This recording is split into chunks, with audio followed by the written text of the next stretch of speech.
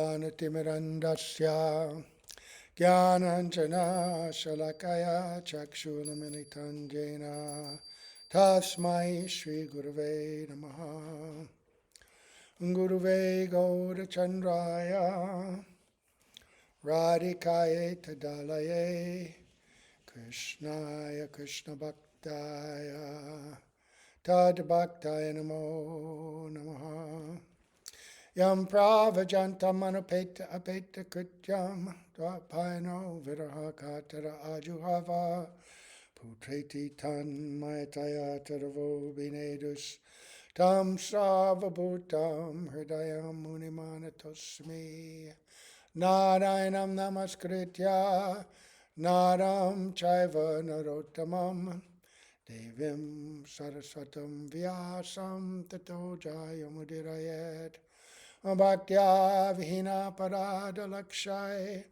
Kiptascha Kamadi Tarangamadye Kripa Mai Tvam Saranam Prapanna Brinde Namaste Charanada Vindam Tavevasmi Najivami Tvaya Vina Iti Vigyaya Radhe Tvam Nayanam Charanandike Vancha Kalpatarubhascha Kripa Sindhu Bhyaevacha Patidanam Pavanebhyo Vaishnavebhyo Namo Namaha.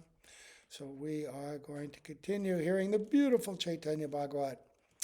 And we're going to first offer our most humble obeisance unto the lotus feet of our beloved Gurus, unto Sri Guru Pada Padmanechalita Bhavishta Om Vishnu Parasto Tatsat Sri Srimad Abhaya Chadarvinda Bhaktivedanta Swami Prabhupada, and unto Sri Guru Pada Padmanechalita Bhavishta Om Vishnu Parasto Tatsat Sri Srimad Bhaktivedanta Narayan Goswami Maharaj, unto our exalted Rupanuga Varga, and all the assembled Vaishnavas, Vaishnavis.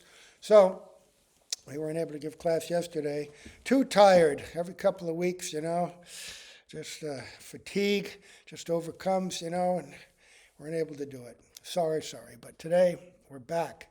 And Mahaprabhu, having just completed this extraordinary pastime of delivering Jagai and Madhai, and showing us the nature of this transformation, that just moments before they had been in bodies that were so contaminated, so vile, so defiled, that just if somebody crossed their shadow, they would jump in the Ganga, a cultured person. Now, Mahaprabhu's eternal associates are taking the dust of the feet of Jagai and Madhai, because they are no longer that same Jagai and Madhai. They've been transformed and fully infused with Gaura Prem, love of God. They are Mahabhagavats. They are on that exact same platform. And we heard a lot of relevant instruction about dealing with Vaishnavas and being very careful to avoid the habit of criticism and blasphemy, how it absolutely destroys your bhakti. This is a theme that is woven in the Chaitanya Bhagavat, in and out, because one thing about Chaitanya Bhagavat, Chaitanya Charitamrita, Chaitanya Bhagavat, they're both, topmost extraordinary books about the pastimes of Mahaprabhu.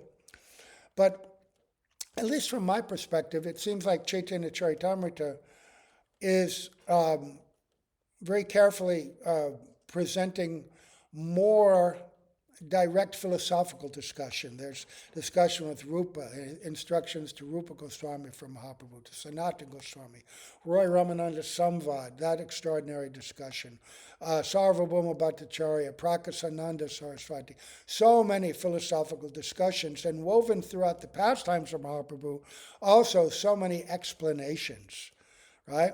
And that's not lacking in Chaitanya Bhagavat, but we sort of seem to get it in a different way. We get it by reading much more about the transcendental emotional interaction of the devotees, which is also extremely instructive and extremely important, because we have to not just understand from a philosophical perspective about the state of perfection, about the spiritual world, but to see how these devotees interact. What are the exchanges of love? What is this nature of transcendental reciprocation? How does this extraordinary quality of prema express itself in pure devotees? And now, after seeing this and the way that Jagai and Madhai are now being treated, now they're all going to have pastimes in the river, in the Ganga together, in the river. God is going to play with his devotees. God, in the mood of a devotee, and as a great teacher, is going to sport with his friends. Krishna also sported with his friends, with his cowherd boys, with his gopis in the Jamuna. This is Mahaprabhu now. He's going to sport in the Ganga and show us. And remember, Ganga Devi had long ago spoken with her sister Jamuna. Oh, that you are so fortunate in that the Lord himself is bathing in your river and having such beautiful pastimes. I wish I could have that. And Krishna granted her that benediction. Yes, I'll bathe in your rivers as well, and will also sport there when I come as Mahaprabhu. So, this text 329, just before that, this is where we left off. After saying, I'll just remind you what he said, and this is something to keep in mind.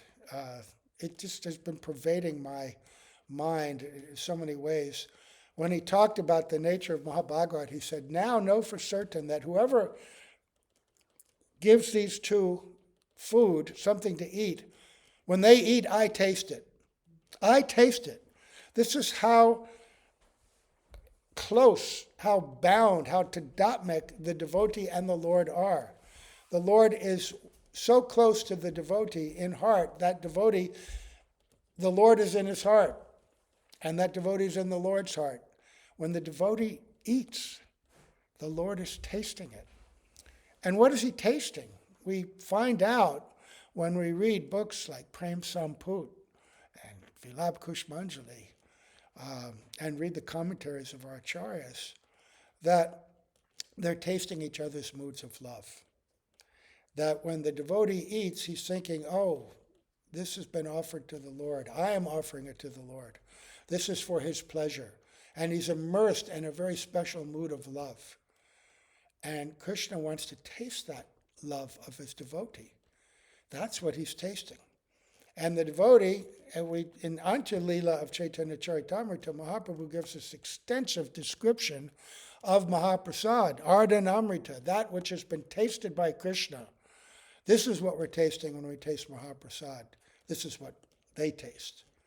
Our transcendental senses are not necessarily awakened yet, but we're aspiring. So he said that this is the platform they're on now. You feed them, I'm enjoying. Right? And this is what Krishna is also doing with his gopis. Why does he want to be with the gopis? When the gopis hear the song flute of Krishna, I was listening to Gopi Geet, I guess it was chapter 2, maybe it's chapter 1. Srila Bhaktivedanta Narayan Raj was giving an overview, and he was saying in conversation with the gopis, he's asking them, why have you come here? Why have you come to this forest at dead of night? Because you called us. I didn't call you. Yes, you did. How can you say that? You played your flute. I wasn't playing for you. Yes, you were. We heard it. And there are many places where it's described that when Krishna plays his flute, that transcendental notes of that flute go out everywhere through all the planetary systems, and they enter into the hearts of all the devotees. But at special times when he's playing his flute, it may just go to the gopis alone. And what do they hear? They all hear their own names in that flute song. And what are they hearing? Krishna's calling, I want to be with you. Because that night, that evening, as the moon was rising in the eastern horizon, and the sky was colored with the color of vermilion, just like the color of a bride's simanta, right? The beautiful markings of the bride, or the kumkum on her cheeks or breast, that reminded and awakened in Krishna the desire to enjoy Ras with the gopis. And everything about that evening was perfectly arranged to incite the desire to be together and exchange love. And in that mood, which had been intensifying evening after evening, month after month, finally reached its peak. He played that flute. The gopis heard that, Krishna wants to be with us. And so they ran to him. And they said, because you have expressed this, we've come. Your desire has awakened our desire. But then at the same time, their awakened desire awakens Krishna's desire. Right? So this is the nature of this true, pure love. Each is wanting to please and express love and experience and give love to the other selflessly. Right? So when pure devotees taste, Krishna's tasting. They're tasting Krishna's art and Amrita, Krishna's tasting their love for him. Right? And so he said, if anyone ridicules these two, he will be ruined as a result of that offense. So anyone who ridicules a pure devotee under any pretext, oh, they're not in our Sangha, they're a different thing, they're teaching something different, you ruin yourself. Or if you ridicule or criticize those who are dear to Guru, they may not be so advanced, but it's like a wealthy man, if he's walking his dog, if you meet him in the park and you go, oh, what a nice dog, that man's going to be favorably disposed to you. Love me, love my dog, right? It's saying like that. That's how people often meet, become couples. Oh, you have such a nice dog. Oh, you have such a nice dog. Oh, our dogs like each other. You know, it's a reflection, but it's a reality, right? That's how love works. You love those things connected with somebody, that person appreciates you, right? But at the same time, if you're up till now close to somebody, but you ridicule those that are dear to them, like even their dog, they're not going to, how many times, read about that? Oh, we didn't like my cats. Oh, we didn't like my dog. How could I be with him?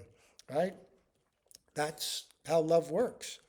Right? So, so even Guru has disciples, right? And we may not be so elevated, so advanced, but we're trying. And so for us, we're like the children of the Guru. Maybe we're like redheaded stepchildren, right? We're not the best of children, but we're still trying our best. And so Guru's very pleased when he sees devotees helping each other, and not pointing out the defects and the faults, because those are innumerable.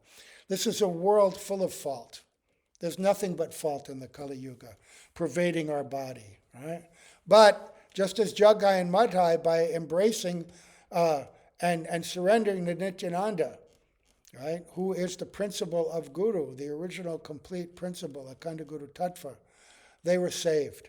So anyone who's trying to surrender to Guru, we want to have a mood of affection and appreciation for them. And yes, certainly there are things about everybody that annoy us, right? They can't help it, right? Can't help it. Because we're conditioned, but if you are intelligent, you will instead look to those qualities that Guru recognizes. Oh, they're doing this seva, even the smallest amount of seva. Srila Prabhupada showed that in the very beginning, right, when he had his place on 26 2nd Avenue. Just, hippies and beatniks and dirty people coming to chant. They were intoxicated, but they were attracted to the power and the energy of Srila Prabhupada. And he would chant, before he would lecture, he would chant for at least an hour to purify their hearts, to make them more receptive and able to hear his message. And they would be overcome by the power of that chanting. So attracted, they didn't know why. But something about the Swamiji, they would say, he's got it. He's got it. And there was one evening when, and remember, this is in the Bowery, which at that time were the very low-class people. All the bums in New York would live there on the streets, intoxicated, and Srila Prabhupada would have to walk over them at different times, just to get in and out.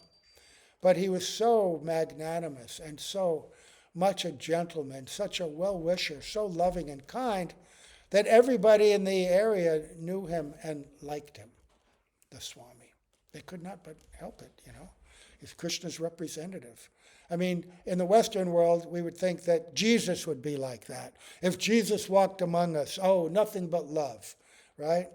Srila Prabhupada represented that quality. And one night he was giving a lecture, and an old, dirty, intoxicated person came in, and he had 2 rolls of toilet paper.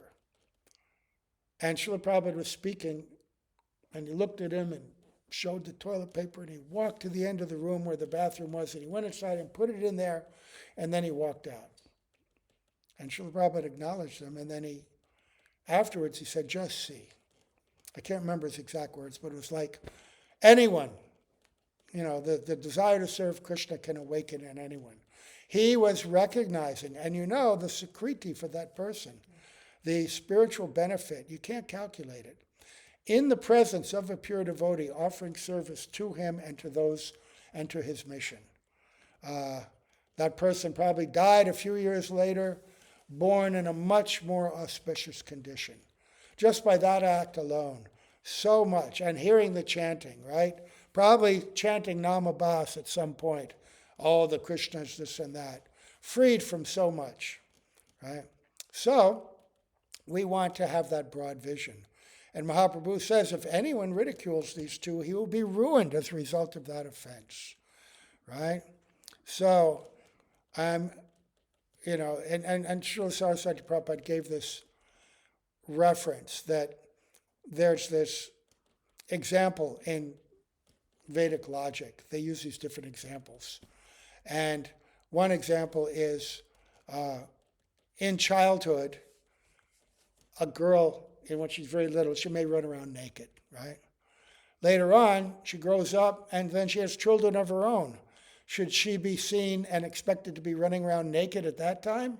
No, she's transformed, completely different person, right? So in the same way, those who in the future consider Jaghai and Madhai sinful, commit offenses at their feet and bring about their ruination. Right? So Bhaktivinoda Thakur explains that we should never criticize Vaishnavas for sins that they had in the past, or even during the process of purification, something that may be inappropriate. If they're seriously engaged, just, Krishna will correct, Guru will correct. It's not our job to go around pointing. Seeing, that's why we have this maryad, this hierarchy. It's not meant to be abused, but it exists for a reason, right? So, he quotes 2 verses, Prakatvam iha bhaktya janasya pashyat and apichat suduracharo.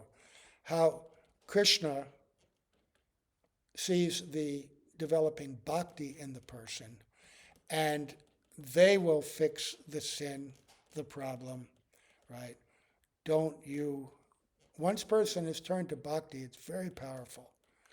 And so especially people that have come into the community of Vaishnavas,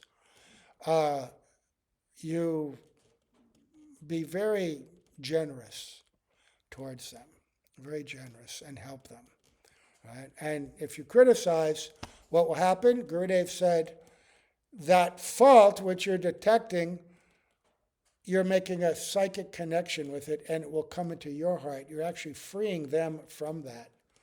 So, I guess that's one way of helping the world. You go around criticizing everybody and you purify them of their faults. But can you digest it? No, no. So, on hearing the Lord's words, the Vaishnavas cried in ecstatic love. Then they all offered obeisance to Jaghai and Madhai. That's where we left off. And then the Lord said, listen, devotees, let us all go to the Ganga. All right. What's going to happen now? Sarvagana Sahita Thakur Vishwambar Padila Jahanavi Jole Vana Maladhara. Accompanied by his associates and wearing a garland of forest flowers, Lord Vishwambar entered the water of the Ganga. because Navadvip then also had lots of forest. Right? Remember that beautiful description at in Vrindavan, Nidhuvan, where Radha and Krishna are spending the night. And in the morning, when Radhika wakes up, she talks about a dream she had, and it's so confusing to her. She saw a beautiful young boy. He was like you, but not you at the same time. He was golden, right? And he was running in the forest, which was like Vrindavan, but not exactly Vrindavan. And running along the river, which was like the Ganga, was like the Jamuna, but not exactly the Jamuna. And I felt so attracted to him in the same way I'm attracted to you. And I thought, how can that be? And then he began to chant, right? Krishna, Krishna, and Radhe, Radhe. And I couldn't understand, is he you? Is he me? Who is he? I'm so bewildered.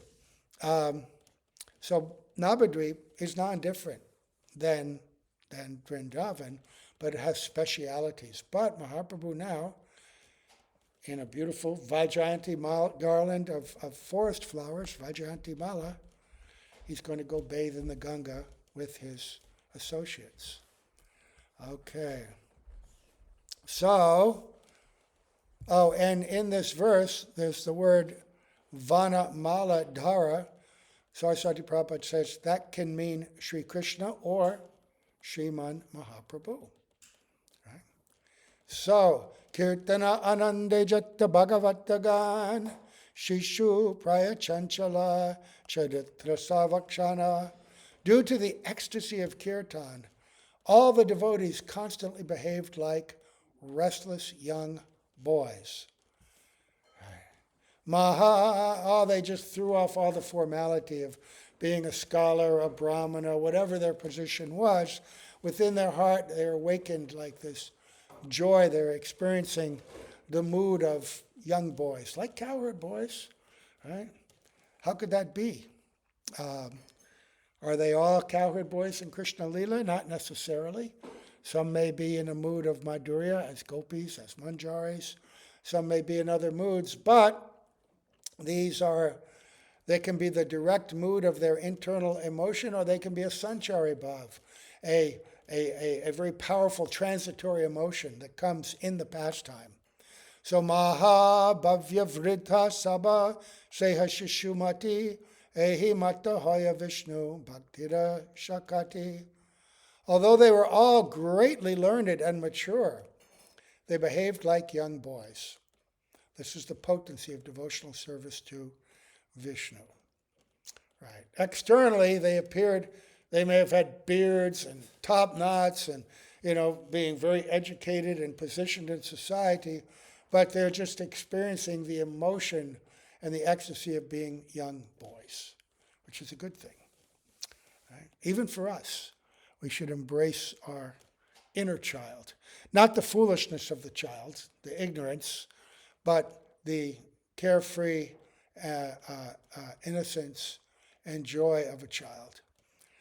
And Saraswati Prabhupada says, in this verse, the word Mahabhavya means endowed with the finest etiquette, having the qualities required to live in a society of cultured persons or civilized and sober. Mahabhavya Vridha Sabha. Vridha also means old, right? Distinguished. Gangasnana Mahotsave Kirtanera Sheshe Prabhu Britya Buddhi Gela Ananda Aveshe. In the festival of taking bath in the Ganga after Kirtan, everyone was so overwhelmed with ecstasy that they forgot who was the Lord and who were the servants. So again, this is how in pastimes and description of Leela, we get some understanding of internal emotions, transformations of prem. That in Mahaprabhu's Leela, there's generally a little bit more formality. Everyone is serving him in dasya, right? The intimacy of Sakya or Vatsalya. Mother Jashoda had Vatsalya, but Mother Shachi has Vatsalya, but even hers is somewhat constrained. Uh, uh, she doesn't chastise Mahaprabhu like Mother Jashoda chastised Krishna. And even Srup Damodar and Roy Ramananda, they serve him in Dasya. Internally, they also have a very strong mood of Madhurya, and they assist him in his internal tasting. But it's constrained, right? And so they're all in that mood of Dasya, but now they've forgotten who was the Lord and who are the servants. So in this pastime now, they're all happy. And Jaladeya Prabhu Sarva Vaishnavaragai Keha Nahi Pade Sabhe Hariya Palai. When the Lord splashed water on the Vaishnavas, no one could compete with him. They all retreated in defeat. You ever do water sports where you're trying to splash into each other's eyes? No one could compete with Mahaprabhu. And they they tried, but they couldn't do it. It must be so beautiful to see. Imagine seeing that pastime in your heart. You know, all the Nityanandas there, Advaita Charya, Gadadhar Pandit, and all these other persons we've been hearing. Jala Yuta Kare Prabhu Yara Yara Sange Katakana Yuta Kare Sabedeya Bange. Everyone who engaged in water fights with the Lord retreated after fighting for some time. Sometimes Advaita, Gauranga, and Nityananda sported together. And sometimes Haridas, Srivas, and Mukunda sported. Among the innumerable servants of Lord Chaitanya present there, this is another speciality of this Chaitanya Bhagavat, hearing all these names of these persons. There are so many eternal and very special servants of Mahaprabhu. And now we get to hear, all these persons are in the water now. Sri Garbha, Sri Sadashiv, Murari Gupta, Shriman, Purushottam, Mukunda, Sanjay, Buddhimanta Khan, Pundarik, Vidyanidhi, Gangadas, Jagadish, Gopinath, Haridas, Garuda, Sri Ram, Govinda, Sridhar, Krishnananda, Kashishvara, Jagadananda, Govindananda, and Sri Shuklambar. Many others whose names I do not know will in the future be revealed in the Puranas by Vedavyas. This is said in a few places. Right now, we know the Puranic literature. There's Srimad Bhagavatam, which has 10th canto, so many pastimes of Krishna and Radhika, gopis, but the Puranic literature, Padma Purana and some others, also tell many other pastimes that aren't in the Bhagavatam. So in more than one place, it's said that in the future Kali Yugas, just before the Kali Yuga, Vedavyas, when he writes his Puranic literature and Bhagavatam, that will include the pastimes of Mahaprabhu. He'll have those in internal vision. And more than what we're getting in Chaitanya Bhagavat, even though we get so many volumes, and Chaitanya Charitamrita, same thing is said. So who can imagine? Sometimes I think, I want to take birth then and read those books. But then I think I'd rather just be in the pastime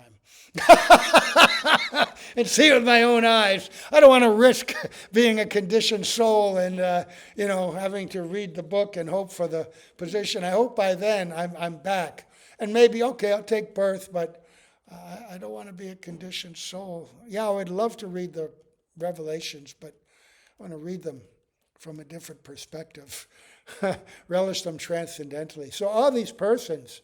Saraswati Prabhupada says the number of Sri Chaitanya Dev's servants is innumerable. Sri Krishna Dvaipayana Vedavyas will record the names of Chaitanya's servants in traditional literatures like the Puranas. And so many of these, we get some stories. Murari Gupta, we have many stories about how he's Hanuman in Ram Leela, right? Mukunda, so many pastimes in here are with Mukunda.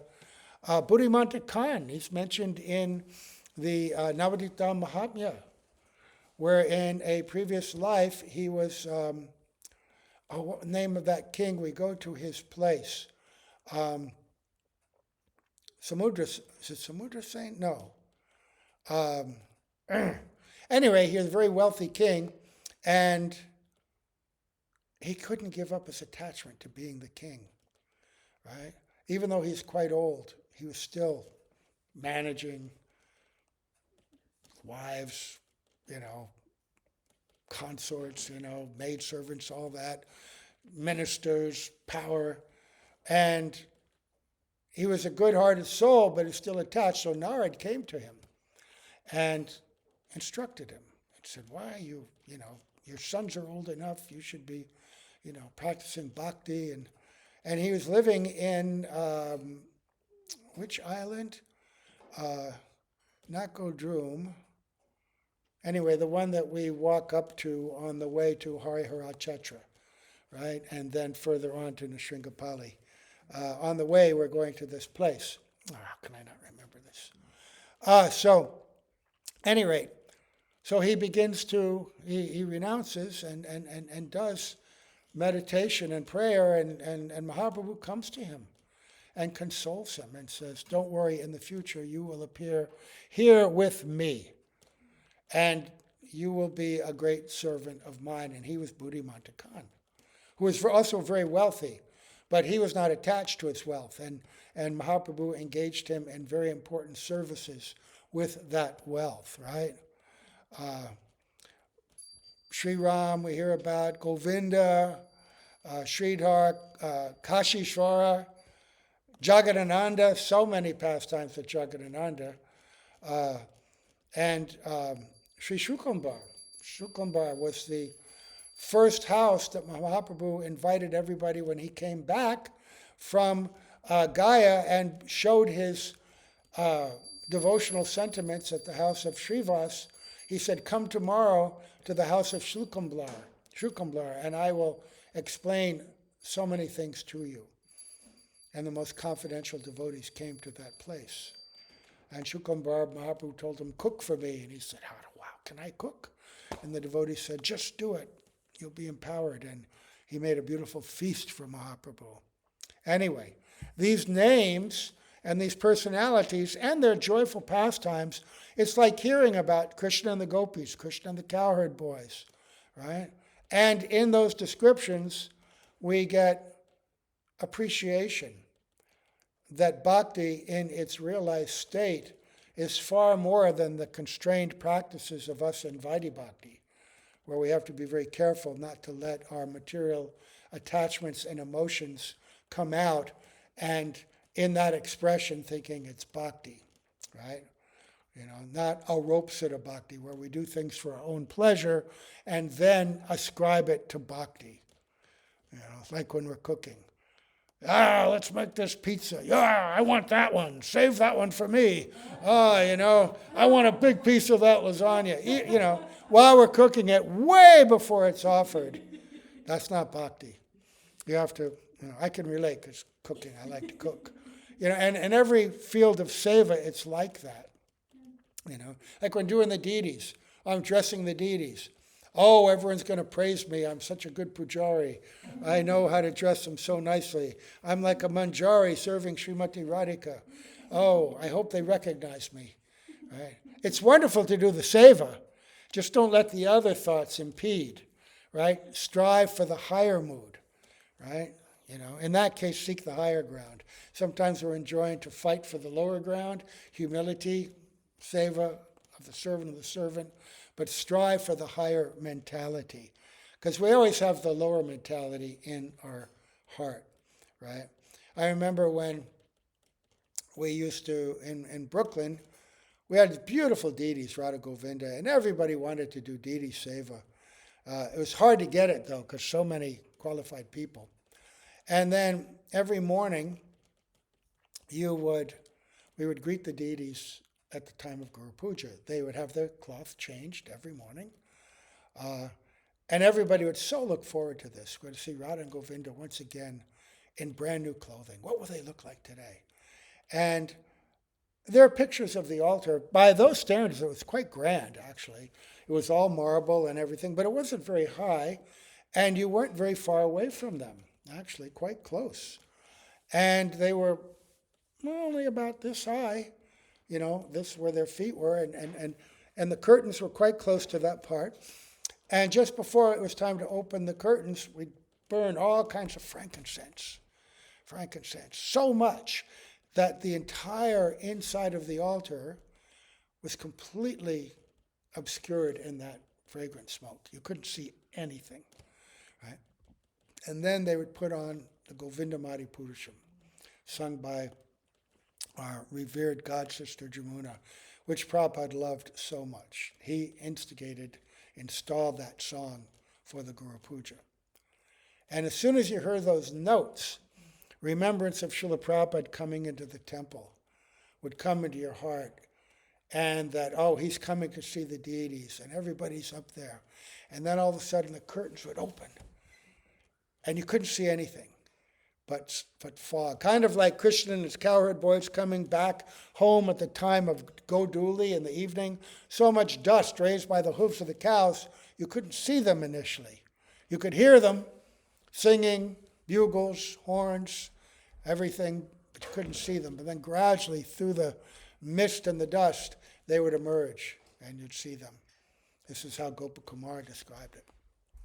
And in the same way, those curtains would be pulled apart, and every time it was the same thing. It was so amazing. There'd be like a little vortex from each curtain, and the smoke on each side would swirl like that. And then it would gradually lift, and then you'd see Radha and Govinda emerge from that. And there'd be a pujari on each side fanning with chamara, peacock feather, and that would also disperse the smoke. And everybody, joy, joy, seeing the deities, right?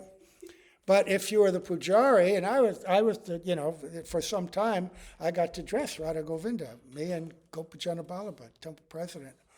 And we would fan. And this is the bane of the pujari. I've talked to many godbrothers who had that say, and others who had the same mentality. This is how wicked our mentality is. Oh, I'm fanning so nicely. Everybody must be seeing how nicely I'm fanning. I have a nice position here. I am the pujari, That horrible thought, this is the mind. It's not the soul. It's the wicked mind who tries to make everything about itself.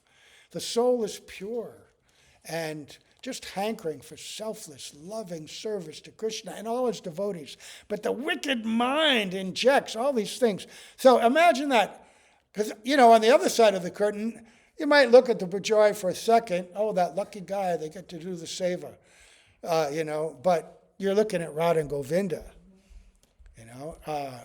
And it's just to have that thought, it just ruins your service, right? It's just destroyed by that.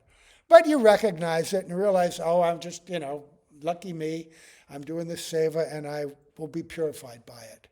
But we have to be honest and look into and try to distinguish between the mind and the material senses and material intelligence and what we're really striving for.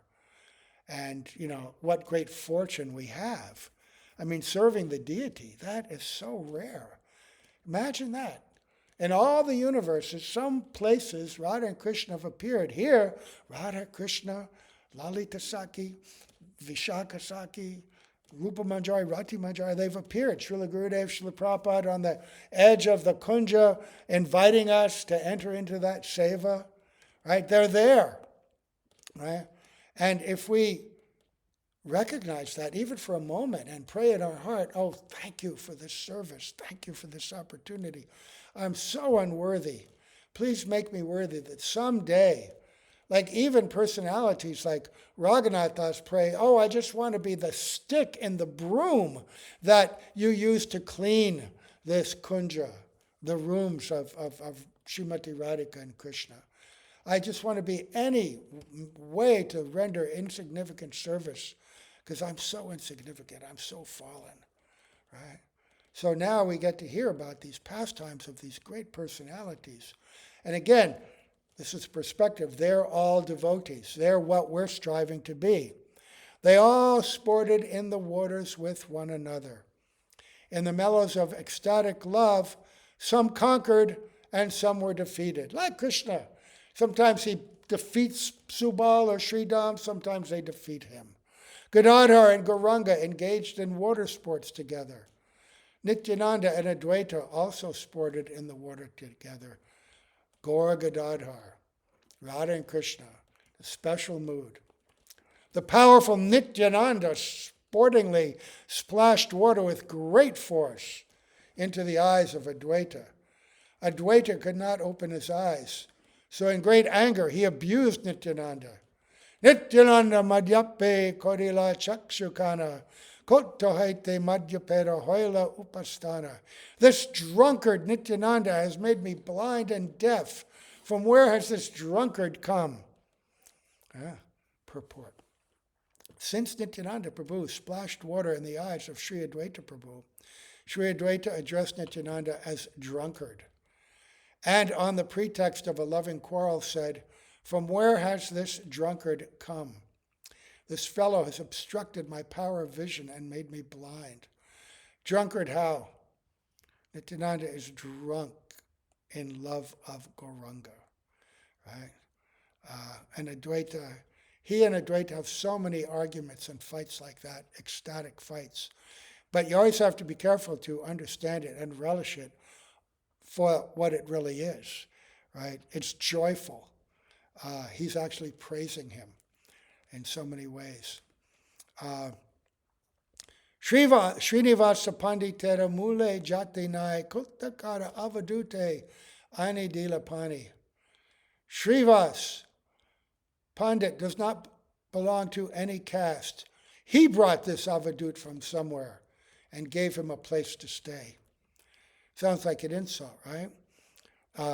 Saraswati Prabhupada gives in his purport, he repeats the verse, expands it. He says, Srivas Pandit has brought avadut Sri Nityananda and awarded him the qualification to freely mix with us. But we do not know his, Nityananda's, previous identity.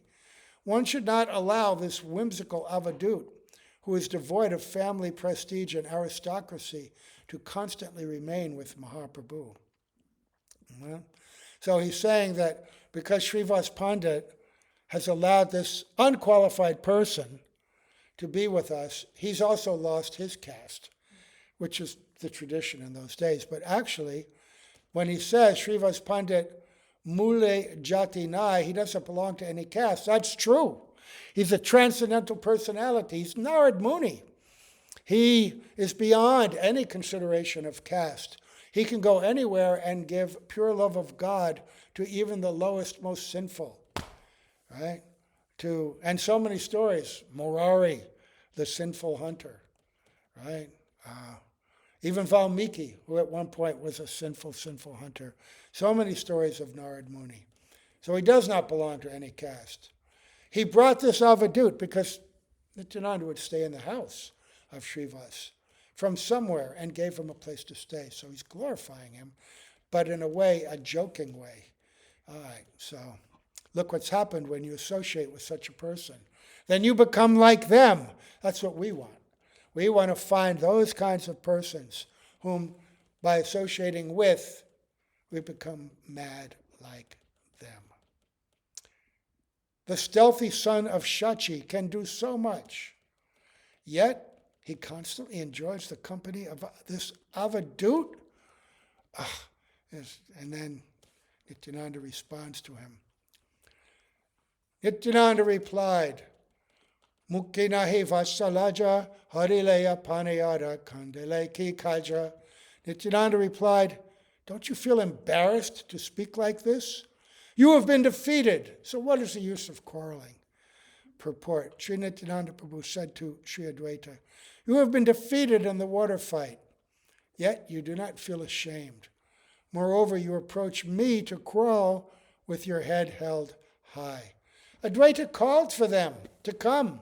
Now they've come. And now he's defeated and he's complaining about it. Nityananda's joking with him in that way. You called my Lord, and of course I came, and now we fought with you, and you're defeated. Why are you quarreling? Gorchanda bale eka bare nahi jani, tina bare hoila se harajita mane. Gorchandra said, one time doesn't count. Winning and losing is decided after 3 fights. Okay, so he wants to see them continue to fight and quarrel. Advaita and Nitai again engaged in water fighting.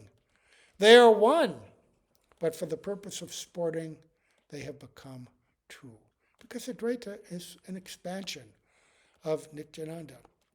Nityananda expands into Maha, Sankarshan, and then the 4 Purusha avatars, and Advaita Prabhu is non-different from Mahavishnu. In their water fight, neither could defeat the other. One time one conquered, and the next time he was defeated. So by the power of Mahaprabhu, now they're both equal. By Tattva, they're equal. With renewed enthusiasm, Nityananda forcefully splashed water in Advaita's eyes. Advaita became distressed and said, "You are intoxicated. You can never become a sannyasi by killing a brahmana." Purport: when Nityananda forcefully splashed water, Advaita Prabhu was hurt and said, "You certainly cannot become a sannyasi by killing a brahmana out of intoxication." So he's threatening him. You have eaten in the house of people from the West. No one knows about your family, birth, or caste. When he says the West, what does he mean? Bengal is farthest east. West, were many uncivilized parts of India, right? Kirata Hunanda, Palinda Pukasha, Abira Shunya Yavana Kashadaya, right? Different low-born people, from Andhra and places even further, that if you associate with them, you become contaminated. But if, and this is what we learn about Nityananda, he is going everywhere. He's opening up the marketplace of the holy name and giving everyone a chance to take part. You have eaten in the houses of the people of the West. No one knows about your family, birth, and caste because it's irrelevant. He is avadut. He is the Lord himself. Purport: those who are particularly proud of their country certainly speak harshly about foreigners. People of the East condemn the people of the West as Paschima, or Westerners, Videshi. Right? They criticize them by calling them low-born. No one knew what family, what class, or what place Nityananda hailed from. He would wander about eating in the houses of Westerners. See, because of that identity as avadut, he could travel and preach everywhere without anyone being able to condemn him, that you will lose your caste.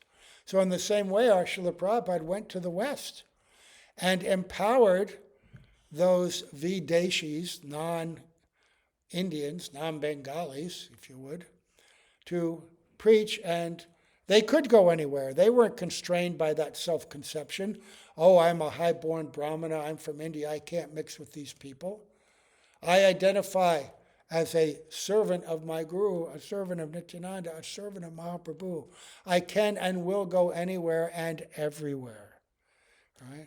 So we'll hear more about this tomorrow. We'll back up and hear a couple of verses again and continue, because in the context of this pastime, we are getting an appreciation of Mahaprabhu's intent and freedom from the restrictions imposed by this Varnashram caste system, right?